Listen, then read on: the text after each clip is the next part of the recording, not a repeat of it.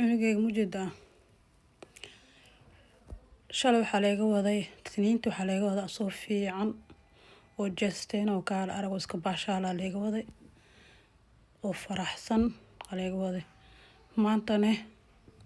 waxaa u imaada soo dhareeraya daaway siiyeen kadib waxay damceen daawo xasaasiyadan siin inay ga dhaciyaan anigana waxaa ku qasbay inay daawada ka dhaqaanaysiiyeen gaaladan xaasidiin waa cunug ma ogolo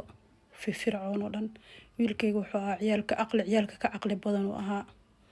markaas waxay dhaheen komboqtamoogiisa ma fiicno waa xanaaq badan yahay waa saan badan yahay cunugii waxay bilaabeen inay ugu buush gareeyaan inay caawiyaan markaan ogolaaday inay caawiyaanne saanay ka dhigeen cunugeyga baralaas ama ka dhigeen ma hadlaayo waa dhareeraa kaliya inuu dhareeraa kaliya ay ka dhigeen cunug dhareeraa oo kaliya ay ka dhigeen wida dhareerka socdo dhareerka micisho karo mana hadlaayo baante marka asxaabey 800 qof waxaa ku jirto ducadiisa la aqbalo isoo duceeya